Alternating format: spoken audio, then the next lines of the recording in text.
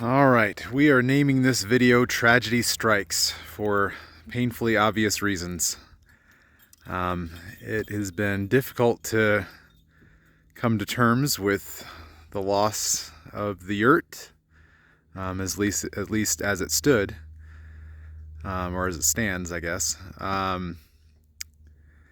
Yeah, it's been a bit of a psychological and emotional roller coaster ride trying to come to terms with the loss and trying to figure out what we're going to do next. Struggling with feelings of frustration, of course, but also struggling with feelings of guilt for all of the time and effort that I put into this and having it just completely fall apart on me. And, for, in retrospect, obvious reasons, which I'll cover in a minute.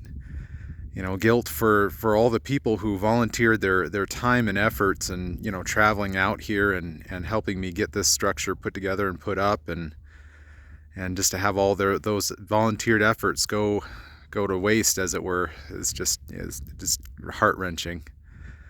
But also, just as a father and a husband, it's my job to provide a home for my family. And not only did I fall short in that in this endeavor, but if my family would have been inside this structure, if we had finished it and they had been living in it, it could have been horrific.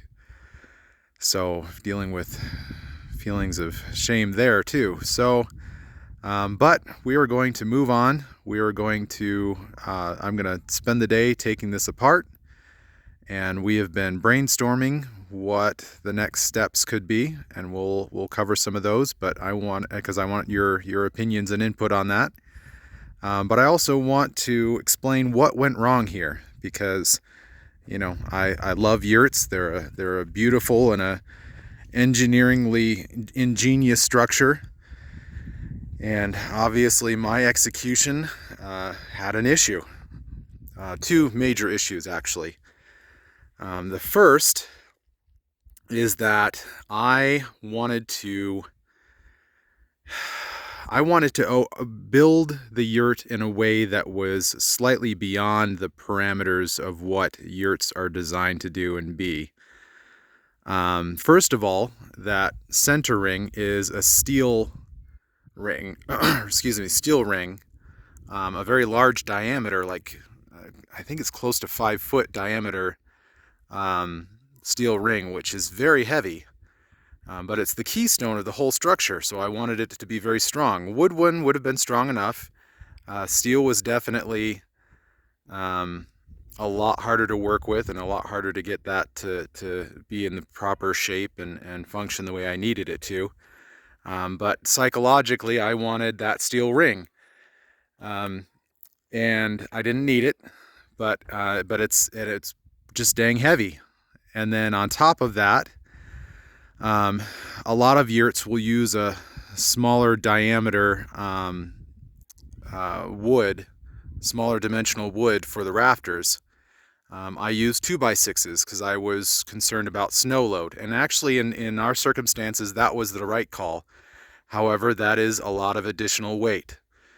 Also, I erred toward the side of making my yurt a wider diameter. I think we were at 31.5 feet wide, which is doable. There are yurts that are built that size, but that is pushing that boundary. To support the weight of the ring and the rafters, I put 2x4 supports to handle that vertical load, and that was sufficient for carrying the vertical load of what I had built. Now to cover what was not sufficient. The reason why the yurt design has lattice work that works on angles is to help with the shear force, so the force of the structure falling sideways or twisting.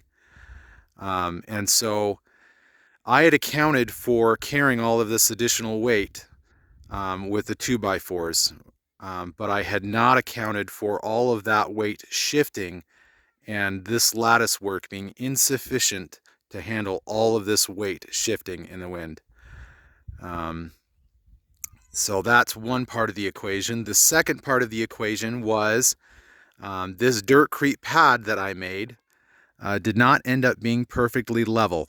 I made some efforts to make it relatively level, but there was one area in the back here that has a slight bow in it, and that put additional stress on the wall on this side.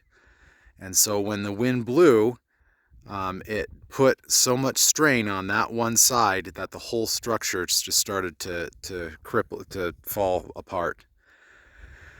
So that's what went wrong. Now, what do we do next? There's two major directions that I see going here. We don't have long before winter. I am very much determined not to have my family live in the RV again through another winter if we can avoid it. Option one is to take this apart, make some adjustments, and set it up again, and then have Heather work on the canvas, and we'll work on the insulation and try to get all of it put up still as we planned, just with some modifications to strengthen it so this doesn't happen again. Two reasons why I'm kind of leaning against that option. One, I don't know that we have the time required. It took so much time and so much help to get all of this done. I don't know that we can do that in the time that we have. Maybe not, and maybe my second option will take even longer, but yeah, we'll have to figure that out. The other reason is a psychological and emotional one. Having had this structure fall apart on me once, even if I can rationalize in my brain that we can fix the problems and have it safe, having had this structure fail on me once, I feel less comfortable with having my family inside it, without me really taking my time to make sure that it is rock solid and not going to be collapsing. And so I could get myself to get over that, and we could try to push to get the yurt done in the more traditional sense. But yeah, we'll see. Second option. Some of you may have heard about the concept of using aircrete. There's a lot of controversy. Aircrete is definitely weaker than concrete, but it involves taking cement and mixing it with a bubble mixture, kind of like a soap mixture, that will create lots of little air pockets in the cement. And so you can take concrete and expand it threefold, volume wise, if not more. And so you can build structures relatively inexpensively with aircrete. It is not something that you could build or something like a rafter out of, or like a beam or something that would be, suspended, because it doesn't have that tensile strength. But it does have compressive strength. And so my thought is, I could make aircrete blocks, 2 feet wide, 1 foot tall, and 6 inches thick. And I could use the lumber that I have, the excess lumber that I have, to build forms, and build aircrete bricks that would follow the circle around, and make my wall. And I would make that relatively the same height as what the yurt wall was going to be.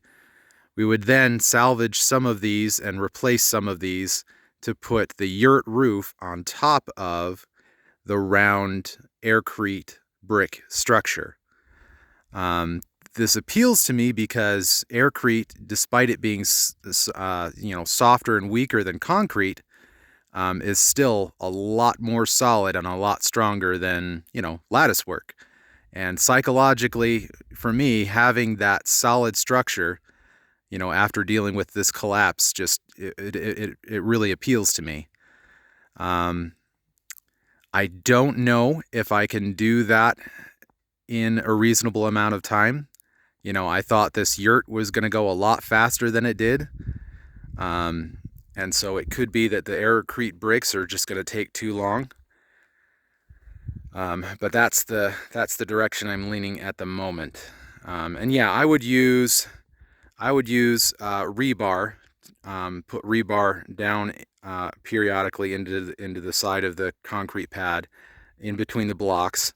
Bend the rebar over and then up again, and stagger the blocks, and just really tie it in real strong together. And use mortar, of course, in between the blocks. Block out, you know, have an open spot for the door frame and window frames. It would be an incredible effort, because I only have Saturdays to work on this, but it would be an incredible effort to try to get all of those blocks made and set and mortared and in a reasonable amount of time. And then on top of that, you know, Heather's going to need time to do the canvas for the roof.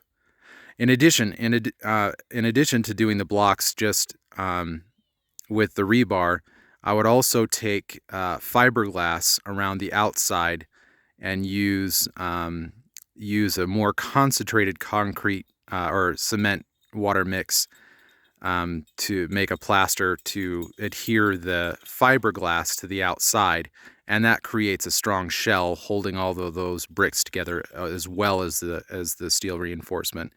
And then I would take a layer of stucco over top of that, both to keep moisture out and to have it more visually appealing, because aircrete is extremely porous, and so you've got to do something to keep the moisture out.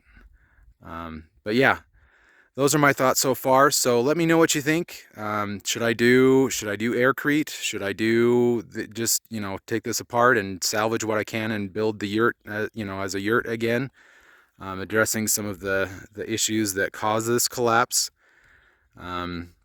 Is there another option? You know, we've looked at the possibility of prefab buildings or something else that we can do just to get us by and through the winter, and a lot of those are really expensive, and because of other investments that I've had to make, debts that I've had to get into, I don't know that I feel comfortable getting into a lot of debt for another structure, but we could, especially if that means being warm and safe for the winter. So yeah, let me know what you think in the comments, and yeah, hopefully we'll have better news in the weeks to come.